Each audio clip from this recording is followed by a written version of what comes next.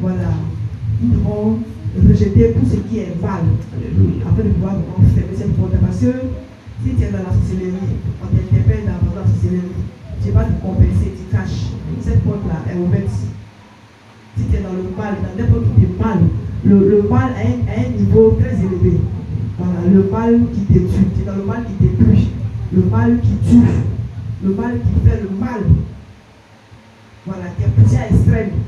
Cette porte-là ne va pas être fermée. Donc nous devons quitter le mal-là pour fermer vraiment cette porte-là, la quatrième porte. Voilà ce que j'ai compris. Là, dans le premier message aussi, nous avons la vie de désobéir comme Saül. C'est-à-dire, tous les bénédictions que le Seigneur nous a réservées là. Comment le Seigneur va se repentir de ces bénédictions-là. C'est-à-dire que souvent, la bénédiction tarde dans nos vies parce que le plus souvent, chacun a son péché. Saül, son péché qui a été dit dans la Bible. Alléluia. Mais chacun a son péché mignon, à laquelle il est collé. Voilà, de temps en temps, il tombe dedans. Il tombe dedans. Souvent même là, ça devient maintenant comme un travail. Voilà, ça devient maintenant comme un travail. Lui-même il sait que son péché, mais il est dedans en plein.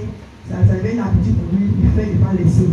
Donc, quand on faisait là, Dieu s'est bien repenti et c'était une bénédiction.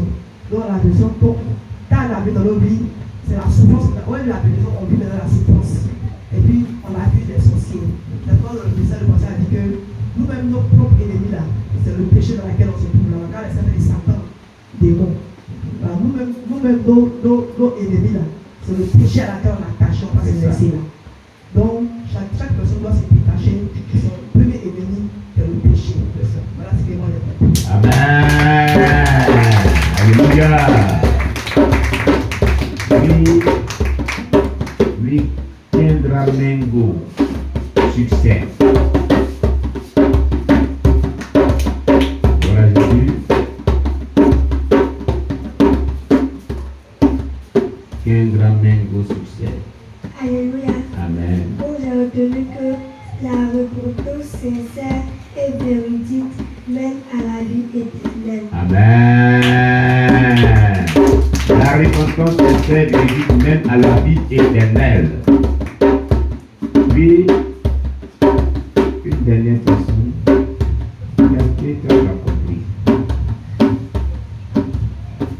Qu'est-ce que tu as retenu? Tu quittes ici, tu vas à la maison, on dit qu'aujourd'hui, tu vas à l'église là, qu'est-ce que tu vas dire? Tu vas dire quoi? Tu vas rester comme ça, bouche bée. On dit, qu'est-ce que tu es allé chercher à l'église? Est-ce qu'ils vont te demander? Oui, Noé?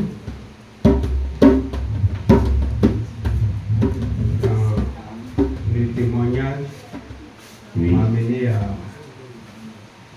déterminer que ceux qui sont agréables à Dieu, c'est à ceux-là que le diable s'attaque Oui. souvent. Oui. Cette fille que le satanisme a voulu tuer, Oui. et celle du témoignage qui a péri, Oui, c'est qui a péri. et le témoignage d'un serviteur de Dieu qui était agréable à Dieu, qui s'est retiré pendant 3 jours pour prier. Et que la sirène est venue se présenter à sa femme pour lui dire que non, ton mari n'est pas allé prier, mais il était avec nous. Oui. Et cela a suscité la colère. Dans sa colère, il a pris son véhicule et quand il est parti, il a fait un accident. Il est mort. Donc, c'est que le diable, il s'attaque à ceux qui sont agréables à Dieu. C'est ça. C'est pourquoi il allait attaquer Job. Oui. C'était une multitude, mais il a porté son dévolu sur Job. Donc, en voyant ce genre de témoignages, nous devons en tirer des leçons. Même dans la Bible, nous allons voir ceux qui ont marché comme Dieu le voulait, qui ont été protégés. Oui. J'ajoute aussi qu'il ne faille pas que nous pensions que nous sommes indispensables à Dieu. C'est ça. C'est nous, c'est Dieu qui est indispensable à nous, mais pas nous. C'est ça.